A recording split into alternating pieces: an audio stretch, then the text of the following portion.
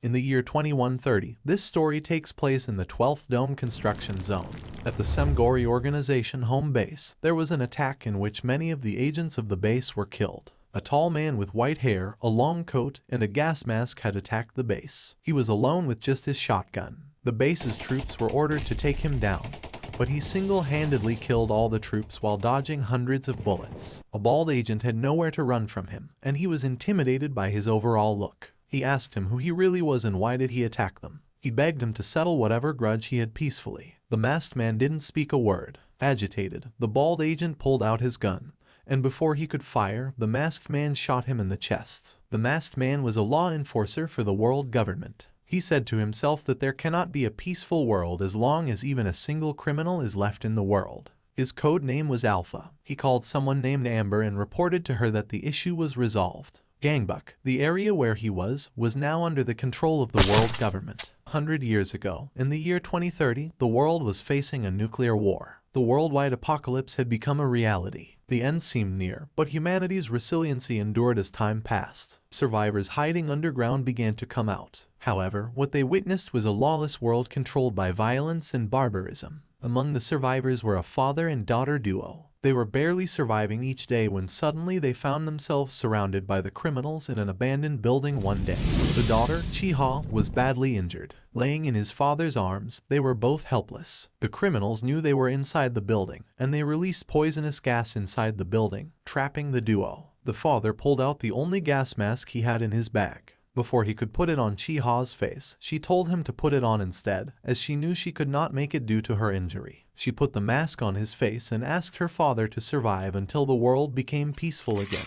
In the present times Republic of Korea, one of the world's government's Seoul area administrators was questioning the plan of the government to build a dome in a crime-infested place like Seoul. He knew that in a hopeless city that could not recover from the past war and was filled with underground gangs, building a dome was impossible. He asked his driver to take him to the diplomatic office. The driver saw a bus beside the car with masked men holding guns. Soon the men took aim, and bullets rained at the car, killing the driver and the administrator. Meanwhile, a girl named Amber was summoned by a director general to his office. She just got her first appointment in Seoul. The general explained to her how there had been a problem building the 12th dome in Seoul, and how her predecessor had an accident and hence she was appointed as the new successor. Amber asked, didn't they just build the 11th dome in Tokyo, and thus why did they need to build another dome in Seoul? The general explained that after 100 years of war, Koreans still suffered from radiation and other atrocities, and the dome was the only safe zone for the people. Thus, it was a necessity. The gangs in Seoul were resisting them, therefore she needed to get rid of the trash and make Seoul a safe city. He saw the fear on Amber's face and told her not to worry,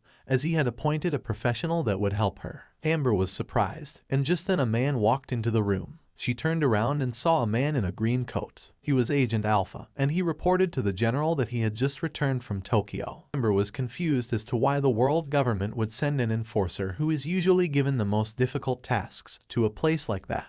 The general told them to get used to each other, as they were going to work as a team. They both shook hands, and Amber found his fashion sense and usage of words interesting. The general informed them that they would leave for Seoul the very next day, which made Amber flinch. The general told them that the mission was really important, and thus the decision was made in a hurry. Meanwhile, in the lawless city of Seoul, a gang named Gangcheol sergeant of the Gangcheol faction had gathered for a meeting. One of the members informed them that a new administrator had already been appointed. The other members seemed a little afraid of the news. The member further informed me that the new administrator would arrive the next day at the Gimpo airport. The leader of the gang told the informant, Bag Cheol, that his information has always been right, so they'd assume that this news would also be correct. The boss was furious, as they had taken down the last administrator just a few days ago, and yet they dared to crawl back. He told one of the members, named Han, that he did well last time and was thus appointed to take down the new administrator too. Han grinned, as this was an opportunity for him to prove himself. Han didn't like Bag Cheol and wanted to be his superior. He ordered one of his fellows to prepare the girl as they would need her power again. The girl he was talking about was a teenager who was using her power to levitate cubes in her hands. The next day, while on the flight, Amber noticed that Alpha hadn't spoken a single word. She looked through the window and saw a destroyed Seoul. Alpha told her that it wasn't always like that, as it once used to be full of life and beauty. Amber reminded him that that was 100 years ago and remarked that he spoke as if he had actually seen it back then.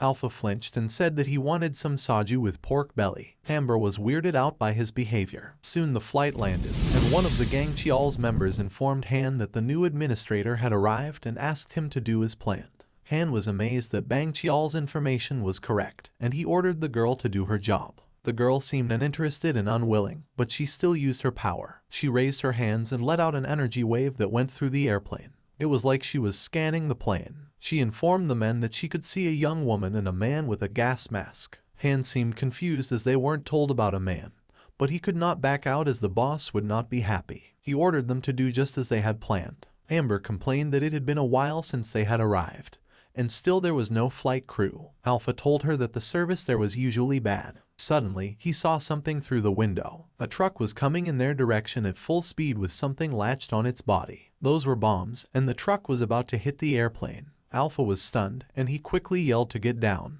He jumped at Amber as she too saw a truck heading in their direction. A bright light blinded Amber as the truck hit the airplane, causing a huge blast. When Amber was young, her family was really poor. The war that almost ended the world made everyone poor for many decades to come. The world government was there to solve the problems and the instability in the world. It was then, when she saw a poster of a woman civil servant on the wall, that she realized that to get out of poverty, she had to become a civil servant. She made it her goal to become one, and the journey wasn't as easy as it seemed. After 5 attempts, she barely managed to pass. However, she was without any support or connections and was destined to be looked down upon.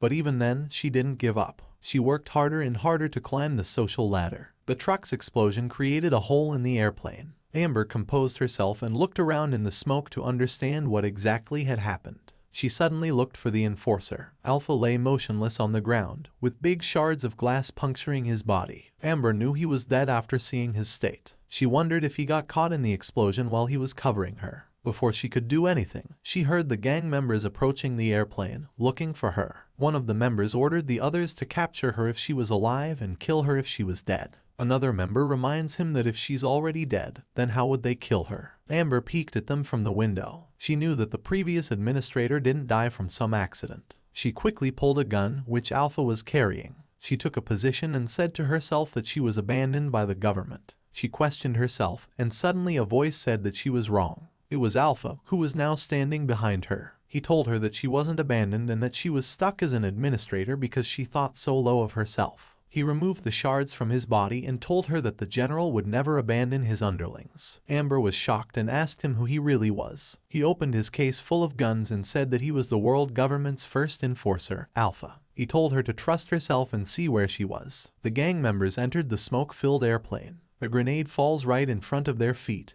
and the blast throws them off the aircraft. Alpha stands at the opening created by the previous blast and asks if they were pretending to be the SWAT team. The members began shooting at him. Alpha jumps at them, dodging some bullets and taking some. He landed on the ground and swiftly began firing at them. His aims were precise. During the crossfire, a bullet hit him in the head. He stumbled a little and complained that it hurt. While taking several more shots, he killed most of the members. One of them asked him why he wasn't dying. Alpha gleefully answers that because he was a monster. He left a couple of them alive. One of the members aimed a missile launcher at him from behind, but before he could pull the trigger, Amber shot him in the head. She was amazed at how Alpha took care of all of them alone. Alpha remarked how he thought she was a crybaby, but she proved to be useful. Amber felt embarrassed and said that it looked like a planned attack, which meant there was a spy on their side. Han was shocked to see most of his men dead. He blamed Bang Chial for not informing him about the man. He suspected that maybe Bang Chial set them up for the massacre. He told his men that they would withdraw the mission and figure out who the man in the gas mask was. He ordered his men to collect all the available guys. In some other part of the city, a dangerous-looking man got a call. He picked it up while there were dead bodies lying all around him. He told whoever was on the other side that he just took care of some revolts in the Bukgu faction.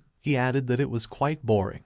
The person on the call informed him about a new toy that interested him. He got the location, and he replied that he would head to the location right then. He informed his henchmen about the new toy and told them that it seemed like a strong toy. His men grinned and said that it would be fun then. Amber and Alpha arrested one of the gang members. Amber asked if the member was dead because he looked lifeless. Alpha told her that he was alive because he only hit him once. He added that he might have punched him too hard because he called him a monster and he didn't like it. Amber thought to herself that she too thought that he was a monster. They heard tires screeching nearby. The police had arrived, and Alpha taunted